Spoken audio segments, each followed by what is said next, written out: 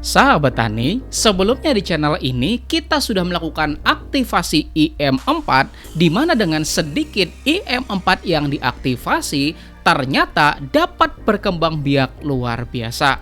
Artinya pemakaiannya jadi jauh lebih hemat, efisien, dan dampaknya juga jadi jauh lebih dahsyat. Maka pada video kali ini kita akan coba melakukan aktivasi jenis decomposer lainnya, yaitu adalah Anfus.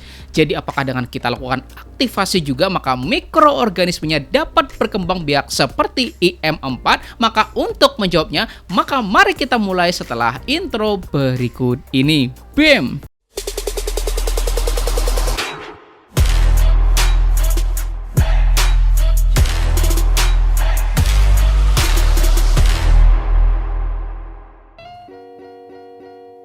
Sebelum mulai, boleh dong saya minta Anda untuk klik tombol jempolnya.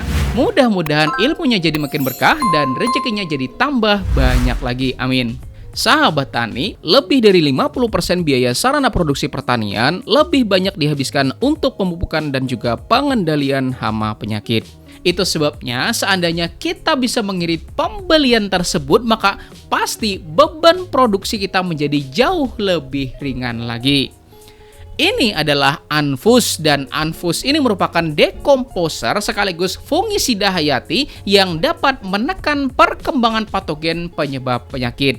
Anfus memiliki kandungan dua jenis mikroorganisme, yaitu Gliocladium dan juga Trichoderma, dengan kepadatan Gliocladium 10⁻12 spora per gramnya dan Trichoderma juga 10⁻12 spora per gramnya. Dan dosis yang dianjurkan sesuai kemasan dari Anfus ini untuk cabai, tomat, kol, dan jenis hortikultura lainnya, maka dosisnya yaitu 5-10 kg per hektarnya. Sedangkan untuk jenis jeruk, apel, mangga, dan juga pisang yang umurnya tuh di bawah 1 tahun, maka dosisnya yaitu 10 gram per tanamannya. Dan untuk jenis tanaman perkebunan kayak karet dan juga kakao, maka untuk usia di bawah 1 tahun, maka dosis aplikasinya sebanyak 25 gram per tanaman yang diencerkan di dalam air. Kemudian untuk metode yang kita gunakan dalam proses aktivasi dari Anfus ini yaitu metode 1-1-1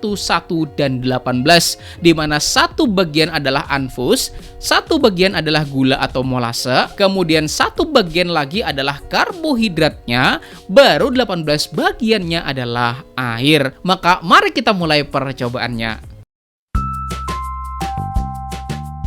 Langkah pertama, kita siapkan terlebih dahulu bahan-bahannya. Pertama, 1 bungkus Anfus, kemudian yang kedua yaitu gula putih, ketiga yaitu kentang, dan yang keempat yaitu adalah air sebagai pengencernya. Dan terkhusus buat air, kalau Anda mau menggunakan air PDAM, maka air tersebut harus kita endapin terlebih dahulu selama 1 kali 24 jam. Baru besoknya kita ambil air pada bagian atasnya gitu ya sahabat tani. Selanjutnya, langkah pertamanya yaitu kita potong terlebih dahulu kentangnya supaya beratnya adalah 100 gram. Dan setelahnya, baru kentangnya kita potong-potong menjadi lebih kecil lagi. Dan buat Anda yang bertanya kenapa harus dipotong-potong, nah biar cepat matang sampai ke dalam-dalamnya gitu, oke? Lalu potongan kentang ini kita masukin pada wajan. Dan baru kita tambahin air sebanyak 500 ml. Nah, sudah kita tambahin air ya sahabat tani. Dan ingat, karena airnya sudah dipakai 500 ml, maka air sisanya buat pengencernya lagi cuman tinggal 1300 ml, oke? Selanjutnya, baru kita masak pada kompor kurang lebih selama 15 menit. Dan sambil nunggu dia matang, maka mari kita lanjutin dulu persiapan bahan yang lain. Selanjutnya, kita timbang gula sebanyak 100 gram. Dan buat yang mau pakai gula merah juga nggak jadi masalah. Atau buat yang mau pakai molase sebanyak 100 ml itu juga nggak jadi masalah.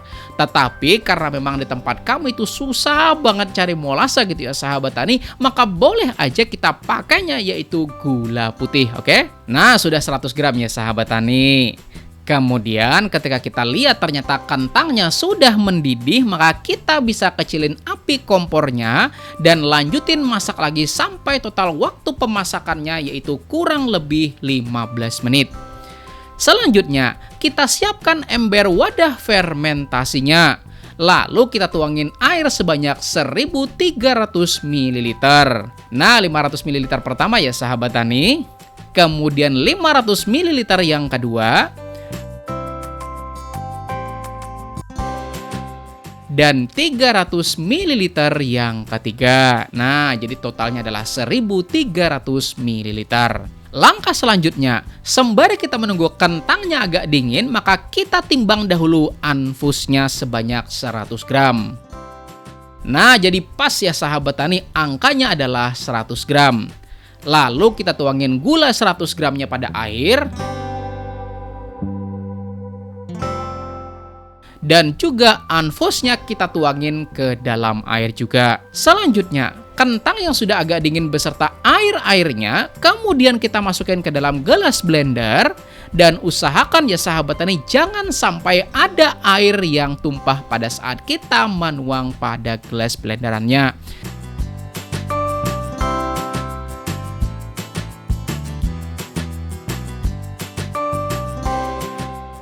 Jika sudah, maka kita tutup dengan penutup gelas blendernya dan kita bawa pada mesin blendernya.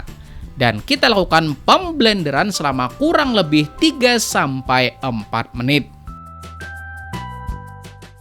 Lalu hasil blenderannya ini kita tuang pada campuran air, gula, dan juga anfus. Lalu kita aduk pelan-pelan sampai gula yang ada di dalam larutannya ini bisa terlarut secara merata. Aduk terus aja ya sahabat tani. Jika sudah, maka kita taruh pada tempat yang sejuk, lalu tutup dengan penutup embernya. Kemudian kita kasih pemberat juga supaya tutup embernya ini tidak bergeser. Dan kita akan tunggu proses aktivasinya ini selama 5 hari. Dan sembari kita nunggu hari kelima, maka mari kita cek dahulu bagaimana kondisi mikroorganisme anfusnya yang masih murni tidak dilakukan aktivasi. Pertama, kita tuang dahulu anfusnya sebanyak 1 gram. Kemudian kita tambahkan air sebanyak 19 ml.